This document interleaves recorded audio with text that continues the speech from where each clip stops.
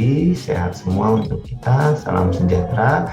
Hari ini kita akan coba mengkaji tentang biaya produksi untuk sesi ke-6 ya, pertemuan kita di dalam semester ini. Baik. Oke. Kita akan mulai tentang konsep biaya produksi. Sebelum kita mulai bicara tentang konsep produksi ini adalah hal yang sangat terkait dengan sebuah penciptaan produk, ciptaan produk di dalam sebuah perusahaan. Kita sebelum membahas tentang apa saja yang akan kita lihat khususnya untuk menganalisa sebuah biaya produksi dalam proses menghasilkan barang, maka kita lihat dulu sebetulnya ketika perusahaan itu didirikan, apa tujuan utamanya. Maka kita lihat di sini sebetulnya perusahaan memiliki tujuan untuk hal yang terkait dengan aktivitas perekonomian, di mana pada intinya ya setiap perusahaan ya, ketika dia menghasilkan sebuah produk, maka ada keinginan untuk memaksimumkan keuntungan. Oke, kita tidak bicara tentang perusahaan dengan skala menengah, skala besar. Ketika kita memulai bisnis kecil-kecilan, ya kita juga pasti akan bicara tentang sebuah keuntungan. Berapa banyak sih keuntungan yang akan kita dapat, berapa keuntungan yang kita peroleh, berapa jumlahnya. Bisakah kita mencapai titik maksimum untuk memperoleh sebuah keuntungan? Ketika kita bicara tentang tujuan perusahaan, maka kita akan melihat pendapatan total yang akan diperoleh perusahaan itu sebetulnya apa. Nah, pendapatan total yang dimaksud itu adalah jumlah pendapatan yang akan diterima oleh sebuah perusahaan atas semua produk yang dijualnya. Oke. Jadi ketika bicara pendapatan ini adalah bicara tentang keseluruhan pendapatan yang akan diperoleh oleh perusahaan atas penjualan produk yang dilakukan. Nah, ketika kita bicara tentang perolehan pendapatan, maka kita akan bicara juga tentang biaya. Nah, biaya ini kalau kita lihat ya dari sisi biaya total, ini biaya total itu adalah jumlah yang harus dikeluarkan ya atau dibayarkan oleh perusahaan untuk membeli berbagai macam input ya untuk kebutuhan dalam proses memproduksi barang tersebut. Nah, kemudian kita akan bicara tentang penerimaan perusahaan. Oke, selain kita bicara biaya total, bicara pendapatan, ya dalam biaya produksi, maka salah satu item yang akan kita lihat adalah penerimaan si perusahaan itu sendiri. Nah, revenue, yang dimaksud dengan revenue dalam sebuah perusahaan itu adalah penerimaan perusahaan atau penghasil barang dari semua hasil penjualan unit barangnya. Ya. Konsep revenue itu ada total revenue, ada average revenue, dan juga marginal revenue. Nanti kita akan bahas masing-masing total revenue, average revenue, dan juga marginal revenue. Ada juga yang dimaksud dengan profit atau laba. Nah, laba yang dimaksud, ini adalah pendapatan total yang dikurangi oleh seluruh biaya yang dikeluarkan oleh perusahaan itu sendiri. Nah, profit atau laba ini secara formulasi ya bisa dituliskan dalam bentuk pendapatan total yang dikurangi dengan biaya total. Sekarang kita akan lihat. Ketika kita bicara cost atau biaya, kita harus tahu dulu sebetulnya konsep dari biaya itu apa. Nah, biaya yang dimaksud dalam sebuah aktivitas memproduksi atau aktivitas perekonomian ini adalah yang dimaksud dengan seluruh pengorbanan. Seluruh pengorbanan apa? Seluruh pengorbanan yang harus dilakukan perusahaan untuk sebuah proses memproduksi barang.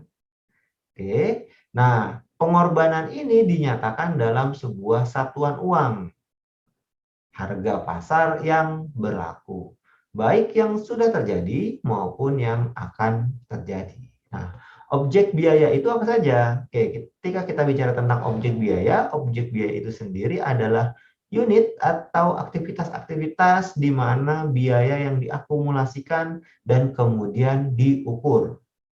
Oke, kalau tadi kita bicara tentang uang, maka kita akan bicara tentang berapa uang yang terakumulasi. Oke, biaya yang diturunkan dalam diterjemahkan dalam satu satuan mata uang. Oke, dia diakumulasikan dan juga dia diukur.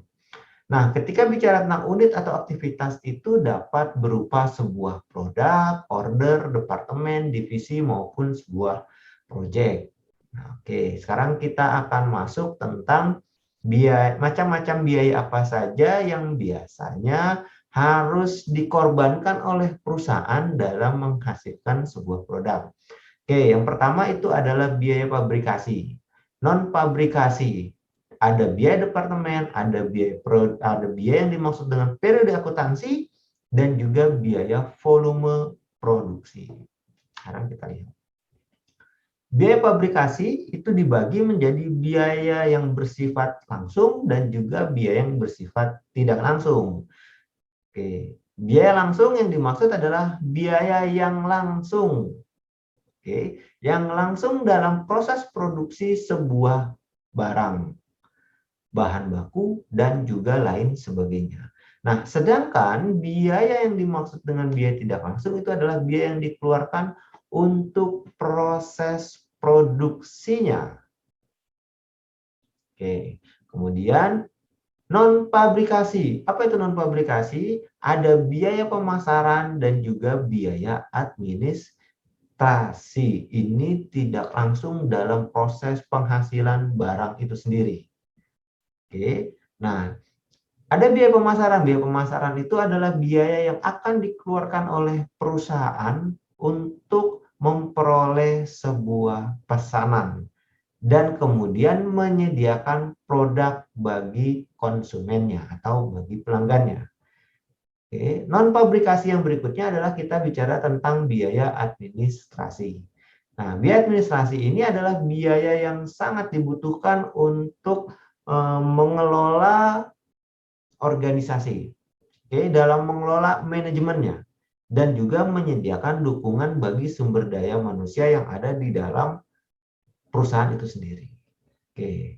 Kemudian ada biaya departemen atau kita sering sebut biaya departemen itu ada biaya yang disebut dengan common cost dan juga ada biaya joint cost. Oke, sekarang kita bicara dulu tentang biaya bersama. Nah, biaya bersama yang dimaksud itu adalah biaya yang berasal dari penggunaan fasilitas atau jasa oleh dua departemen ataupun lebih.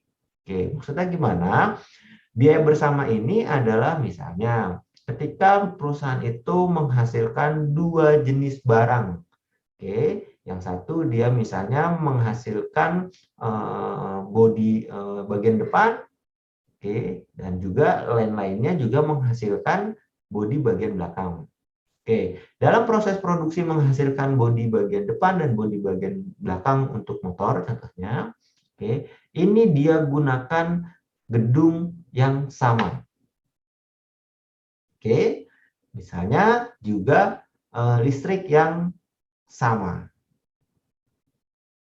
Oke, nah itu bisa dikatakan sebagai biaya yang berasal dari penggunaan fasilitas atau jasa oleh dua departemen atau lebih secara bersamaan. Nah, sekarang kita akan lihat joint cost atau biaya gabungan. Nah, biaya gabungan ini biaya yang terjadi dalam proses produksi yang menghasilkan dua atau lebih produk jadi. Oke, kalau tadi saya bicara tentang fasilitasnya gedung, nah ini sekarang bicara tentang misalnya gedung itu dibayar secara sewa. Oke, maka biaya untuk penyewaan gedung itu adalah biaya joint cost. Kenapa? Karena dalam satu gedung itu bisa menghasilkan dua atau lebih produk jadi.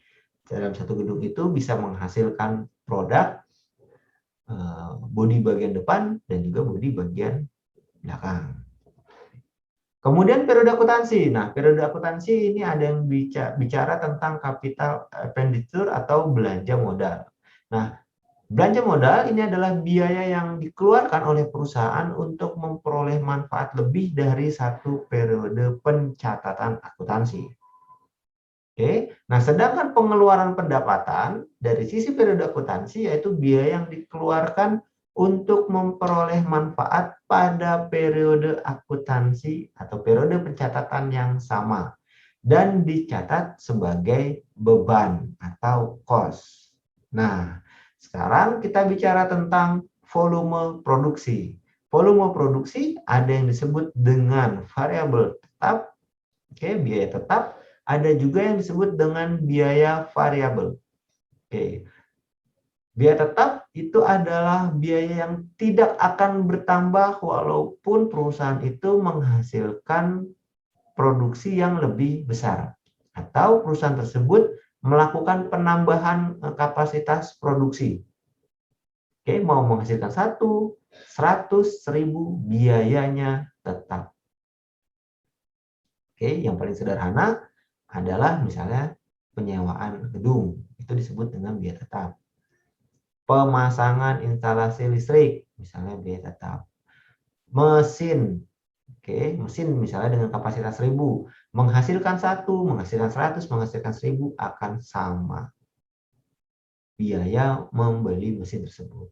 Nah, sedangkan biaya variabel itu adalah biaya yang akan selalu bertambah ketika produksinya ditambah oleh perusahaan. Misalnya saya menghasilkan sebuah donat. Oke, untuk menghasilkan satu donat memerlukan terigu 10 gram. Menghasilkan 2 donat maka membutuhkan terigu sebanyak 20 gram. 3 donat menjadi 30 gram dan seterusnya. Nah, penambahan biaya terigu itu yang terus bertambah sesuai dengan output yang yang akan diproduksi oleh perusahaan, itulah yang disebut dengan biaya variabel. Oke, kita lihat berikutnya adalah jenis biaya. Oke, ada biaya internal dan juga biaya eksternal. Oke, biaya internal ini adalah segala macam biaya yang akan dikeluarkan oleh perusahaan dalam rangka operasionalisasi sebuah perusahaan. Nah, sedangkan biaya eksternal adalah biaya yang seharusnya ditanggung oleh perusahaan sebagai akibat operasional perusahaan yang dapat menimbulkan dampak negatif bagi lingkungan. Misalnya contoh perusahaan penghasil penghasil bodi tadi ya. Dia akan memberikan dampak terhadap lingkungan misalnya dalam proses pengecatan misalnya.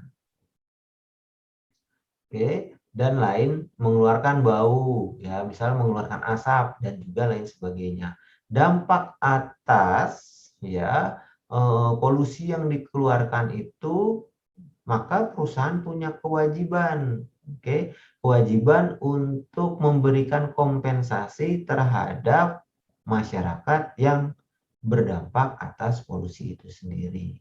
Atau yang paling sering kita kenal adalah perusahaan-perusahaan sekarang sudah mau harus ya bertanggung jawab terhadap lingkungan sekitar dalam bentuk pendanaan CSR. Nah, berikutnya kita akan bicara tentang analisa biaya produksi. Analisa biaya produksi ini kita akan bicara tentang biaya jangka pendek dan juga biaya jangka panjang. Biaya jangka pendek yaitu biaya yang menunjukkan sebagian faktor produksi ya tidak dapat ditambah jumlahnya. Salah satu faktor produksi ini bersifat tetap. Yang lainnya akan selalu mengalami perubahan. Sedangkan biaya jangka panjang adalah biaya yang menunjukkan semua faktor produksi dapat mengalami sebuah perubahan. Nah, semua faktor produksi dianggap akan selalu mengalami perubahan. Apakah misalnya perubahan nilai manfaat ya.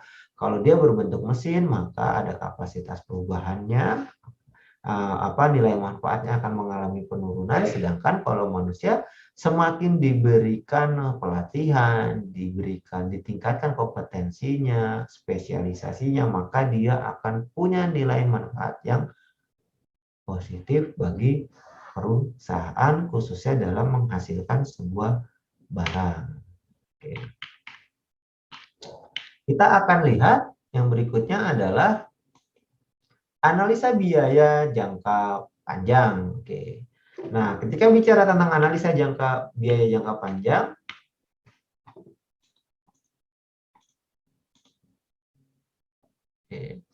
dalam biaya jangka panjang, perusahaan dapat menambahkan semua faktor produksi atau input yang akan digunakan dalam menghasilkan sebuah barang.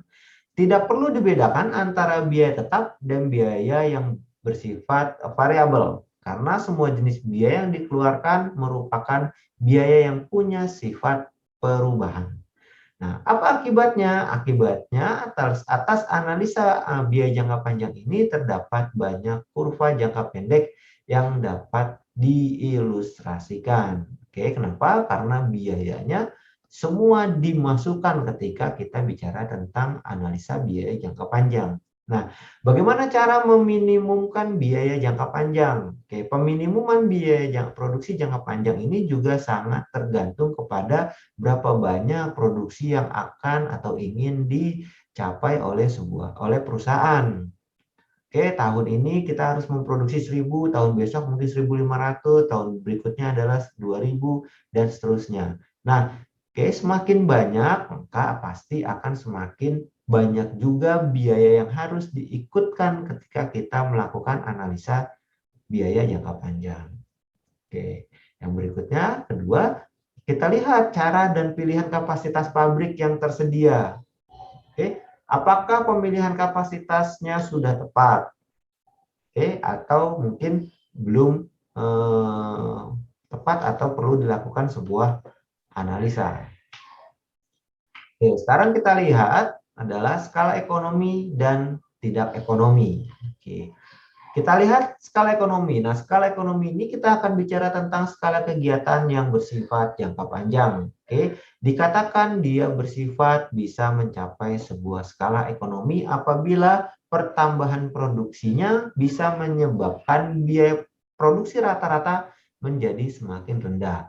Oke, paling sederhana ketika kita bicara tentang skala ekonomi adalah semakin kita menghasilkan sebuah produk, maka sebetulnya kita bisa menekan biaya. Contoh yang paling sederhana adalah ketika kita misalnya memproduksi donat hanya 10 donat misalnya. 10 donat itu maka kita hanya perlu sebetulnya 1 kilogram tepung terigu. Oke. Sekarang kita bedakan. Ketika kita membeli tepung terigu sebanyak 1 kilogram, maka pasti harganya akan lebih akan lebih mahal dibandingkan kita membeli tepung terigu 1 karung atau misalnya 20 kilo, itu pasti akan lebih murah. Nah, semakin banyak, maka akan semakin murah biaya produksinya. Itu adalah ketika kita sudah masuk kegiatan aktivitas bisnis kita itu masuk ke dalam skala ekonomi. Nah, bagaimana ketika apakah kita mau analisa apakah produksi yang dilakukan oleh perusahaan kita ini skalanya tidak ekonomi. Kita lihat kegiatan memproduksi sebuah perusahaan dikatakan dia bisa mencapai skala yang tidak ekonomi apabila setiap pertambahan produksi ini dia menyebabkan biaya produksi yang rata-rata menjadi semakin tinggi. Nah, oke. Maka aktivitas produksi yang dilakukan oleh perusahaan itu bisa dikatakan dia mencapai skala yang tidak ekonomi. Nah, kita akan lihat ada beberapa faktor yang bisa menyebabkan dia skala ekonomis. Yang pertama, adanya sebuah spesialisasi faktor-faktor produksi. Oke, adanya pengurangan harga bahan mentah dan kebutuhan produksi lainnya. Oke. Nah, yang berikutnya adalah adanya kemungkinan-kemungkinan produksi ya sampingan yang bisa diproduksi oleh si perusahaan itu. Sehingga apa? Misalnya misalnya hari ini saya membeli terigu 20 kilo, ternyata untuk memproduksi itu sebetulnya hanya memerlukan 19,5 kilogram tepung terigu. Nah, ada 0,5 kilogram tepung terigu yang tidak dipakai ketika menghasilkan donat itu. Maka ketika perusahaan bisa memproduksi yang 0,5 menjadi barang yang mempunyai nilai ya bagi perusahaan tersebut, maka dia masuk ke dalam skala ekonomi karena dia sudah mempertimbangkan faktor kemungkinan produk sampingan yang akan bisa saja terjadi ketika ada sisa material yang bisa dimanfaatkan.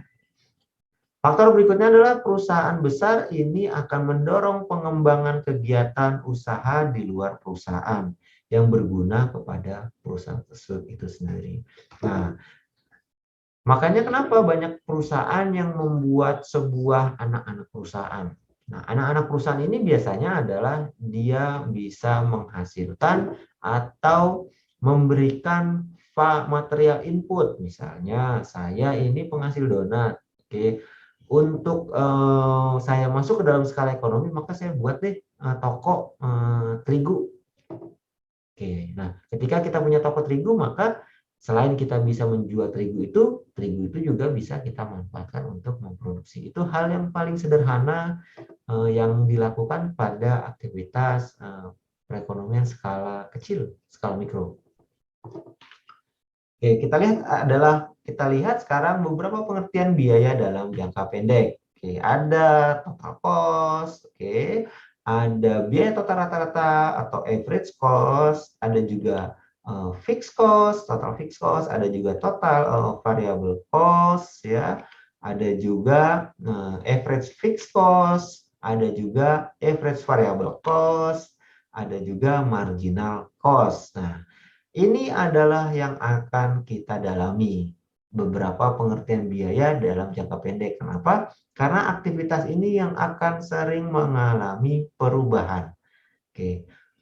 Maknanya kita mempelajari ini adalah kita untuk melihat sinyal-sinyal ketika terjadi perubahan kuantitas. Ketika terjadi perubahan kuantitas, maka biaya-biaya apa saja yang akan mengalami sebuah perubahan. Oke, ini kita lihat dulu ya. Ini ada output, ada total variable cost ya, ada total fixed cost, ada total cost, average fixed cost, average variable cost, average total cost, dan juga marginal cost. Nah, ini adalah tabel apa namanya ya? Tabel kapasitas produksi ya dengan mempertimbangkan biaya-biaya yang akan terjadi dalam jangka pendek. Kita lihat output. Output yang dimaksud ini adalah jumlah produk yang dihasilkan. Oke. Yang berikutnya adalah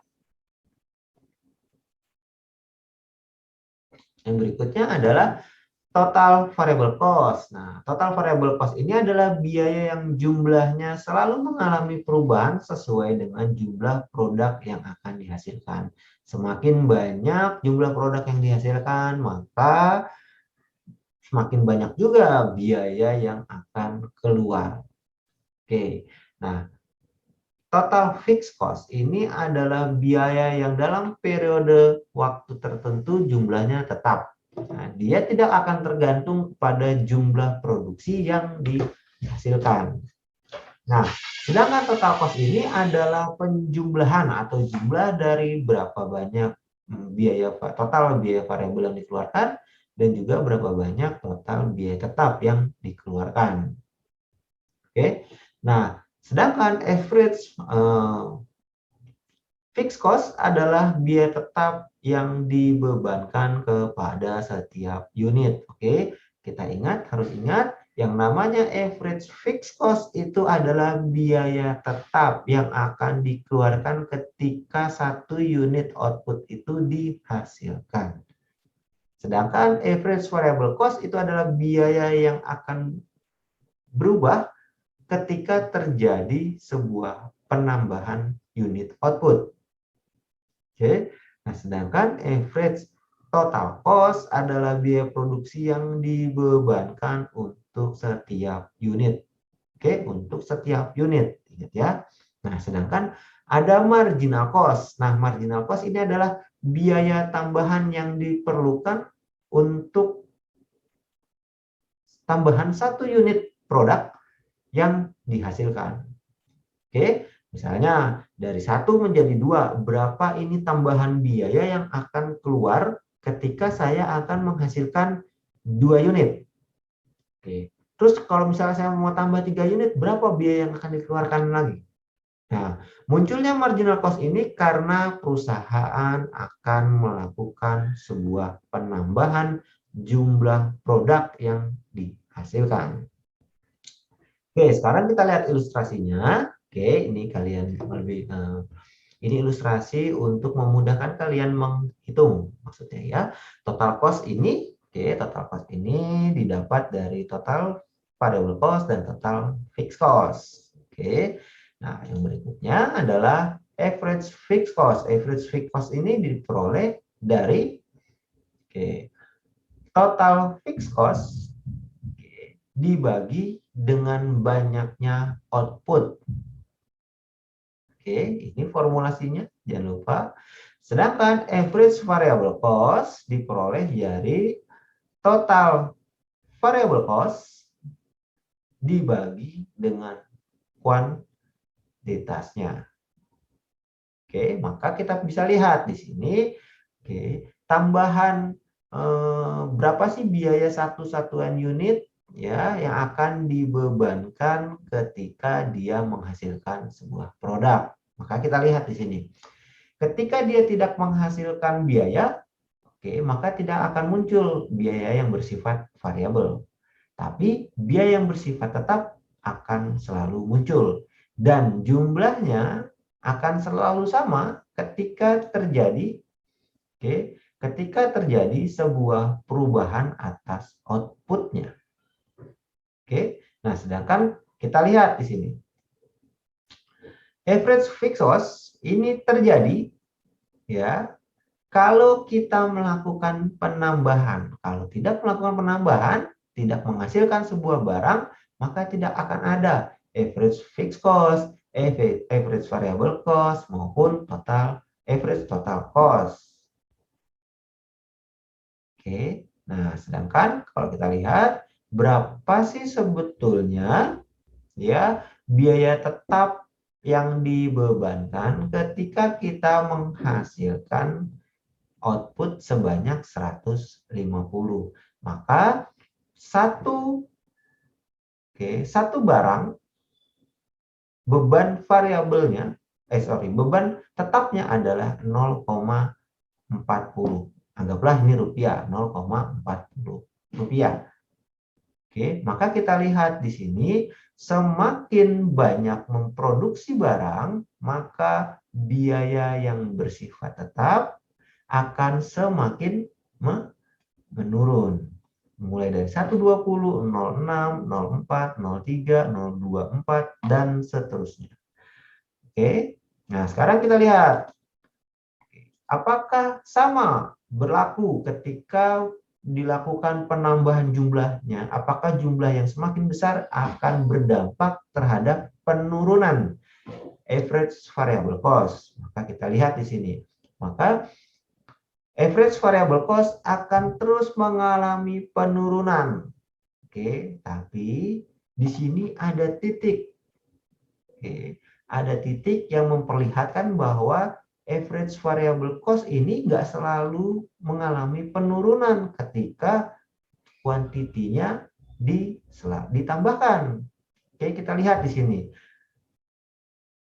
Di sini ya kuantitinya yang paling terendah, biaya variabel untuk satu unit barang ada di output 550, di mana average variable cost-nya ini adalah yang paling terendah, 0,79.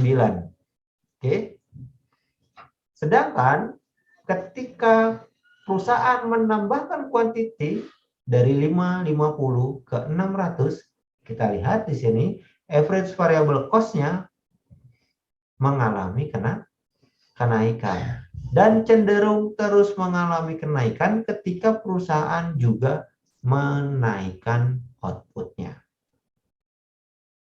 Oke, berarti dalam metrik atau tabel ini bisa kita lihat bahwa nggak selalu ketika perusahaan itu menghasilkan banyak produk, maka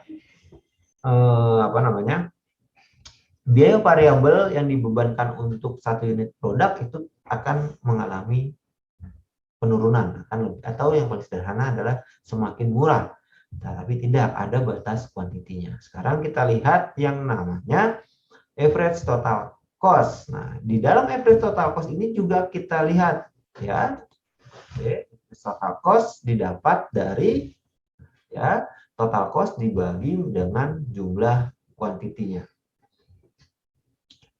Oke, kita lihat di sini ya. Oke, dari 280, 210, 173 dan terus cenderung mengalami penurunan. Namun, oke, ketika dia menghasilkan lebih dari 650 unit barang, oke, ada peningkatan, mengalami peningkatan kembali untuk average total cost-nya menjadi 1,03 rupiah. Oke, ini juga adalah sinyal untuk kita men-stop produksi bahwa average total cost sudah mengalami kenaikan. Oke, sekarang berikutnya adalah kita lihat marginal cost. Nah, marginal cost ini diperoleh ya. Kita lihat dulu pertama. Marginal cost ini kan adalah konsepnya tambahan. Oke, tambahan, maka kita lihat berapa sih biaya yang akan kita keluarkan lagi ketika kita menambah unit. Oke, maka di sini panahnya dari 0 ke 50. Oke, berapa tambahannya? Oke, maka di sini formulasinya untuk marginal cost adalah delta. Oke, delta total cost ini dibagi dengan delta kuantitas. Oke, delta ini adalah berapa sih sebetulnya perubahannya. Oke, berapa perubahannya? Kalau kita lihat total cost ya dari tidak menghasilkan barang menjadi menghasilkan barang dari 60 rupiah total cost-nya berubah ke 140. Maka ada perubahan berapa banyak? 80. Oke, sedangkan kuantitasnya mengalami perubahan sebanyak 50. Maka marginal cost, tambahan biaya untuk perusahaan ketika perusahaan tersebut ingin menambah biaya, maka biayanya satu unit barang itu adalah sebesar 1,60 rupiah. Oke, kita lihat lagi marginal cost. Sebetulnya perusahaan tersebut ya kan, marginal cost ini kan sebetulnya untuk melihat sebetulnya kalau perusahaan ini ingin mengembangkan atau menghasilkan produk lebih banyak, berapa banyaknya gitu kan. Kalau misalnya direksi nanya, ini sebetulnya perusahaan ini bisa memproduksi lebih banyak, maka direksi pasti akan nanya, banyaknya itu berapa? Apakah kita nambah 100, nambah 200 atau nambah 1000? Nah, itu bisa melihat dari marginal cost. Sekarang kita lihat di sini. Oke, untuk menghasilkan 0,50, dia perusahaan akan mengeluarkan uang tambahan sebesar 1,6 rupiah. Oke. 50 ke 100, 140 lebih murah. Oke. Terus 100 ke 50, 1 rupiah. 150 ke 200, 0,80. Terus dan terus cenderung semakin ringan biaya tambahannya. Pada saat berapa sebetulnya maksimumnya? Oke, sekarang kita lihat di sini. Berapa marginal cost yang paling terendah? Oke, sekarang kita lihat marginal cost yang paling terendah itu adalah antara, ya saya sebut di sini antara ya, antara 400 sampai dengan menghasilkan 450 barang. Oke. Ketika menghasilkan 400 sampai 450 barang, sebetulnya marginal cost yang dikeluarkan atau tambahan biaya yang akan dikeluarkan oleh perusahaan itu semakin rendah, yaitu sebesar 0,44. Tapi ketika ditambahkan maka terus akan meningkat. Nah, marginal cost ini bisa digunakan sebagai sinyal perusahaan untuk stop kita sudah maksimum. Maksudnya itu. Jelas ilustrasi ini? Ya, mudah ya. Oke, ini dia saya ilustrasikan pada 0,44. Nah, sebagai catatan yang dimaksud dengan delta ini adalah delta total cost, delta kuantitas. Oke. Delta itu adalah sebetulnya delta kuantitas itu adalah sebetulnya adalah kenaikan satu unit output produk. Maksudnya adalah dari 0, 1, 1, 2, 2, 3, dan seterusnya. Nah, namun pada contoh, ya, pada contoh ini kita menggunakan interval 0 sampai 50. Pak, kenapa pakai interval? Ya, sebetulnya sih sederhana, agar tabelnya tidak terlalu panjang untuk menemukan titik marginal cost. Oke, untuk menentukan titik average cost misalnya, untuk menentukan titik average variable cost. Tabel ini menggunakan interval adalah untuk memudahkan ilustrasi. Namun yang sesungguhnya yang dimaksud dengan delta kuantitas itu adalah perubahan kenaikan output satu satuan. Sehingga apa? Marginal cost itu sama dengan delta total cost dibagi dengan delta kuantitas adalah perkiraan yang kasar dan bukan marginal cost yang tepat secara sebuah teoritis. Ingat ya, yang saya ilustrasikan adalah untuk memudahkan mengilustrasikan titiknya dalam sebuah tabel. Oke, nah sekarang kita lihat yang dimaksud dengan pendapatan. Ketika kita sudah bicara cost, maka kita berikutnya kita bicara tentang pendapatan atau revenue. Bahwa kita ketahui ya, proses produksi yang dilakukan oleh sebuah perusahaan atau orang per orang ini akan menghasilkan sebuah jumlah barang ataupun produk. Nah, produk inilah yang bisa dikatakan adalah jumlah barang yang akan dijual. Oke, saya hari ini menghasilkan 1000, maka sebetulnya hari ini juga saya harus menjual sebanyak 1000. Dan hasil saya menjual sebanyak 1000 ini adalah semua kita anggap penerimaan bagi saya sebagai produsen. Maka apa kesimpulannya? Revenue atau penerimaan itu adalah jumlah uang yang diterima oleh perusahaan atas penjualan produk yang dihasilkan. Oke. Coba kita lihat di sekitar kita, misalnya contohnya adalah pedagang bakso ya. Setiap bakso atau mangkok yang dijual, maka akan diterima jumlah uang dari penjualan bakso tersebut. Nah, uang yang diterima ini adalah yang disebut dengan pendapatan. Contoh ya, misalnya kita ilustrasikan dalam bentuk nominal rupiah. Penjual bakso tersebut memperoleh uang 200.000 dan harga baksonya per mangkok 10.000. Maka berapa jumlah bakso yang dijual sama dia? Yaitu sebanyak 20 mangkok. Oke, kalau dia dapat uang sebanyak 200, oke, maka sebetulnya hari ini saya berhasil menjual berapa banyak? Oh, saya berhasil menjual 20 mangkok. Gitu ya. Kenapa? Karena harga satuannya adalah 10.000. Nah, dapat kita bisa simpulkan jumlah penerimaan ini sangat ditentukan oleh dua faktor, yaitu apa? Produknya itu sendiri atau barang yang dihasilkan dan juga harga. Jadi semakin banyak barang yang dijual, maka dia akan memperoleh penerimaan atau revenue yang juga besar. Oke, sekarang kita lihat ilustrasinya. Nah, ini kalau outputnya betul ya, delta output 0, 1, 2, 3, dan seterusnya, ini delta yang sesungguhnya. Nah, beberapa konsep revenue ini harus kita coba pahami dalam menganalisa perilaku produsen. Perilaku produsen. Kita lihat hubungan antara total revenue, average revenue, dan juga marginal revenue. Total revenue itu adalah penerimaan total produsen dari hasil penjualan. Outputnya adalah output yang dikalikan dengan harga jual. Maka formulasinya total revenue itu sama dengan kuantitas dikalikan dengan harga jualnya itu sendiri atau harga satu unit atau harga kuantitasnya sendiri. Sedangkan Average revenue ini adalah penerimaan produsen yang diperoleh ya per unit output yang dijualnya.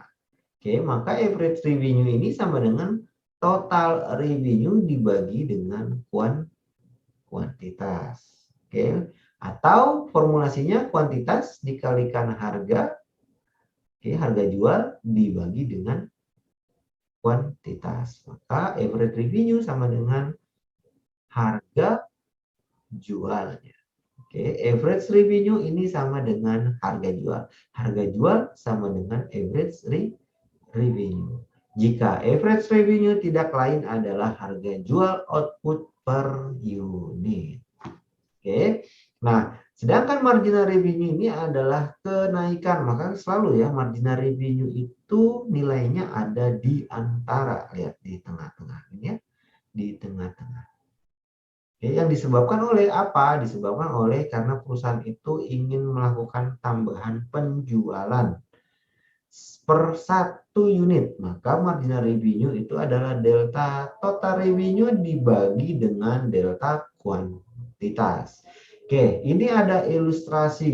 Oke, di sini ada ilustrasi output perusahaan menghasilkan dari tidak menghasilkan menjadi menghasilkan 1, 2, dan seterusnya.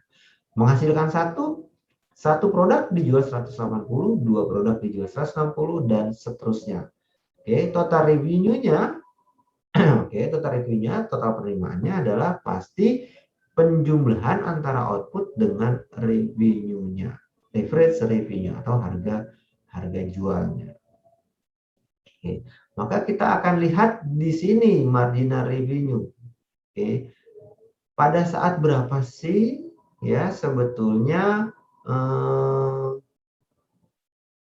revenue yang akan diperoleh, oke, revenue yang akan diperoleh oleh perusahaan ketika dia menghasilkan sebuah barang. Kita lihat di sini.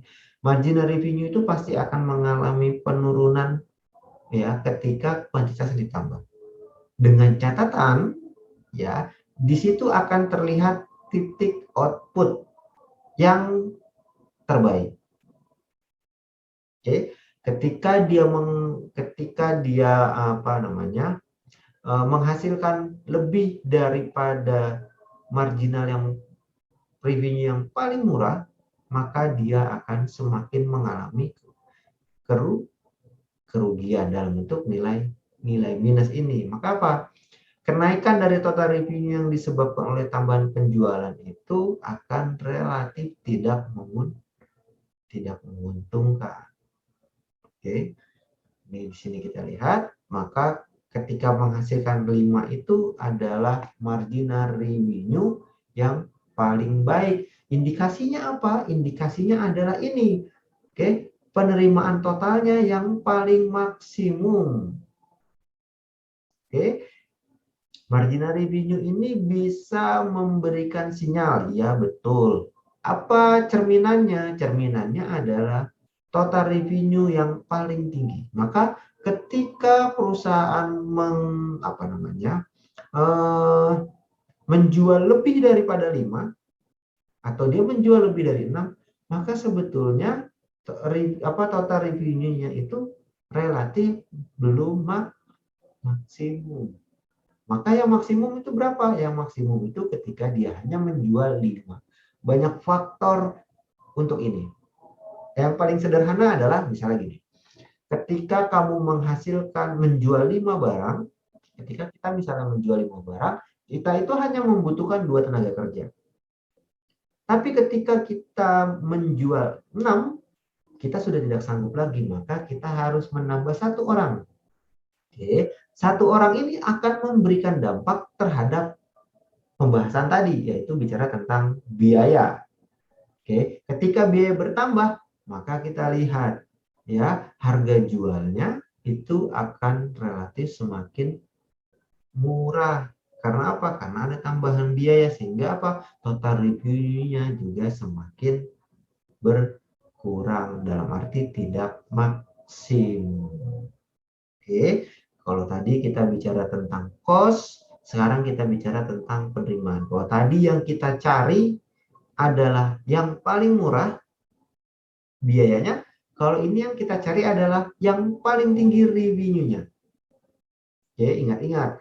Ketika bicara tentang revenue, maka mindset-nya adalah yang paling maksimum. Ketika bicara cost, maka adalah yang paling minimum. Sekarang kita lihat, ya, ini ada garis total revenue. Ini bisa mengilustrasikan kalau data-data tadi dimasukkan di dalam sebuah grafik, itu akan lebih nyata. Contoh, ini ada garis total revenue. Oke, ingat. Di dalam grafik ini bisa mengilustrasikan bahwa oh ternyata total revenue itu ada maksimum. Oke, maksimumnya pada saat kapan? Nah, kita lihat sini total revenue itu akan terus mengalami kenaikan selama elastisitas kelenturan garis ini harga EH-nya dari kurva permintaan ini lebih besar daripada satu, betul. Oke, dia akan terus mengalami kenaikan total revenue-nya ketika elastisitas harganya lebih daripada satu. Nah, total revenue maksimum saat elastisitas harga EH-nya ini dari kurva permintaan ini sama dengan satu. Inilah total revenue yang paling maksimum.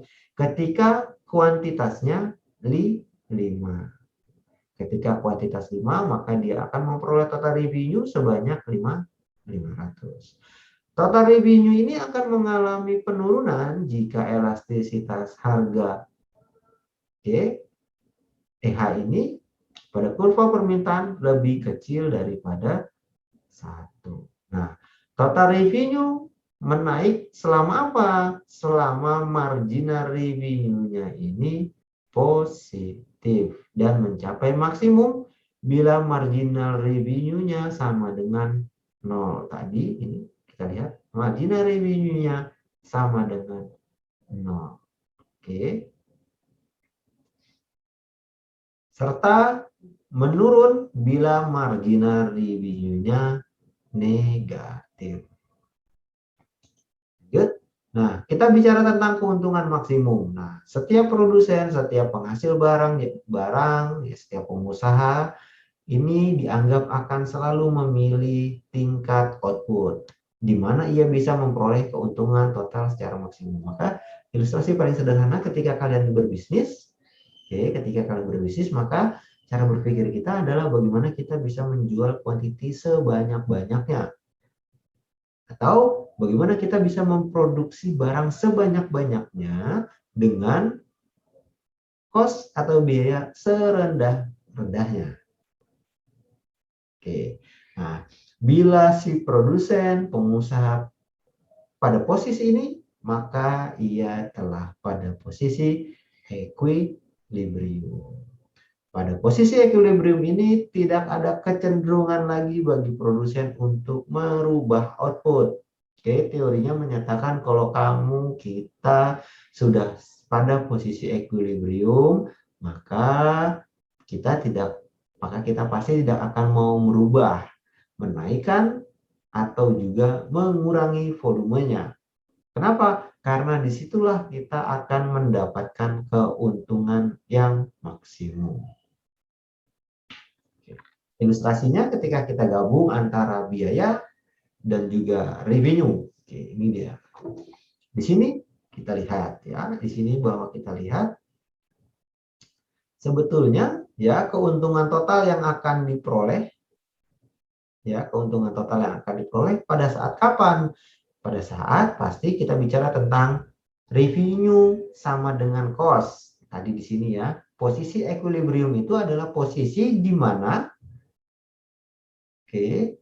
cost yang paling terendah, revenue yang paling maksimum. Bukan yang paling tinggi, saya bilangnya yang paling maksimum. Kalau yang paling tinggi itu belum tentu maksimum. Nah, di sini kita lihat, pada saat berapa sih kuantiti? Kita bicara selalu kuantitasnya. Pada kuantitas berapa yang paling terbaik kita memperoleh keuntungan. Keuntungan. Maka kita lihat, menghasilkan 0 punya keuntungan minus 145. Kenapa? Ya karena kan ada biaya. Kita lihat di sini, ada biaya yang bersifat tetap ketika tidak menghasilkan. Bahkan ketika tidak menghasilkan barang juga ada biaya variabel yang muncul. Total revenue-nya tidak ada. Karena apa? Kuantitas dikalikan dengan harga. Total cost-nya ya pasti ada. Kenapa? Karena total fixed cost ditambah dengan total variable cost. Average cost-nya ada? Tidak ada. Kenapa? Karena tidak ada total cost. Total cost dibagi dengan kuantitas. Karena tidak ada kuantitas yang dihasilkan.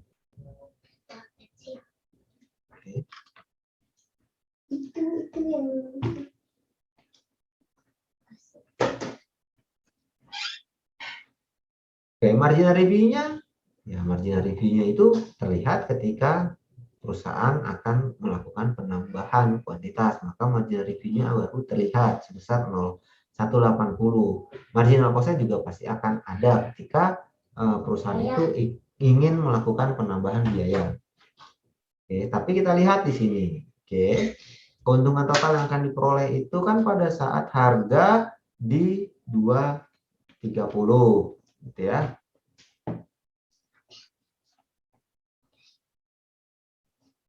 Di 230 pada saat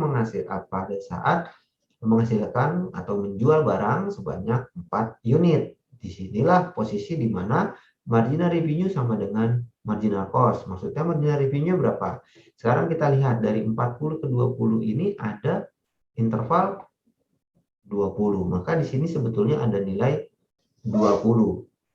Sedangkan marginal cost ya mengalami peningkatan sebesar berapa dari 30 ke 50. Maka di sini sebetulnya ada nilai di sini ada nilai dari 60 ke 40, dari 60 ke 20 berarti di sini ada nilai 4, ada nilai 40. Sedangkan marginal cost sebetulnya di sini ada nilai sebesar 40. Nah, pada posisi inilah marginal revenue sama dengan marginal cost. Namun sebetulnya di sini tidak akan pernah ada nilai. Kenapa? Karena penambahannya itu pada saat 3 unit ke 4, 4 ke 5. Maka bisa kita lihat di sinilah posisinya. Nah, kalau misalnya untuk pembuktian secara formulasi bisa kita hitung. Misalnya kita ilustrasi ada produk harganya 100, ada harga produk harganya $10 per unit. Nah, total biaya formulasinya itu sama dengan cost sama dengan 2 plus Q kuadrat. Kita ilustrasikan di sini ada revenue itu sama dengan harga dikalikan dengan kuantitas. Revenue berarti sama dengan ada nilai harga di sini 10 unit maka menjadi 10 Q. Maka marginal revenue-nya itu adalah sebetulnya 10. Q-nya kita hilangkan. Cost di sini sama dengan 2 plus Q ya kuantitas kuadrat. Marginal cost sama dengan 2Q. Karena dia berubah marginal maka kuantitasnya kuadratnya kita hilangkan. Nah, untuk memperoleh laba maksimal jika marginal revenue sama dengan marginal cost. Formulasinya ini marginal revenue sama dengan marginal cost. Kita turunkan di sini. Marginal revenue punya nilai 10. Marginal cost punya nilai 2Q. Maka Q sama dengan 5 atau 5 sama dengan kuantitas. Berarti laba maksimal ketika kuantitasnya sebanyak 5. Maka kita akan memperoleh formulasi keuntungan maksimum. Kuantitas dikalikan dengan Q dikurangi dengan 2 plus Q kuadrat. Kita lihat di sini P harga dikalikan dengan kuantitas. Harganya ada 10 unit, kuantitasnya maksimum, laba maksimum kuantitas dalam bentuk laba maksimum sebanyak 5 dikurangi dengan 2 plus kuantitas 5 kuadrat. Maka diperolehlah sebetulnya keuntungan maksimum yang akan diperoleh ketika yang akan diperoleh yaitu sebanyak 23. Nah, sebetulnya agar produsen bisa memperoleh laba yang maksimum produsen hanya boleh memproduksi 5 unit produk saja. Ketika dia menghasilkan 5 unit produk, maka dia akan memperoleh keuntungan sebesar Rp23. Oke. Sedangkan ketika dia menghasilkan kurang dari 5, 4, atau 6, maka secara formulasi ini dia memperoleh laba hanya Rp22 ketika memproduksi 4 unit barang, ataupun dia menghasilkan lebih daripada 5, yaitu 6 unit barang. Perusahaan tersebut juga hanya akan memperoleh laba sebesar Rp22. Oke, maka atas data ini dibuktikan dengan sebuah formulasi yang bisa menjamin, membuktikan kita bahwa betul bahwa ada sebetulnya kuantiti maksimum untuk memperoleh laba yang maksimum. Oke, maka kita akan selalu bicara nih, ketika kita bicara tentang biaya produksi, maka ending terakhir atau ilmu yang diperoleh adalah ternyata ada kuantiti maksimum untuk kita bisa mendapat laba maksimum dan menekan biaya serendah-rendahnya. Oke, demikian materi untuk biaya produksi ya.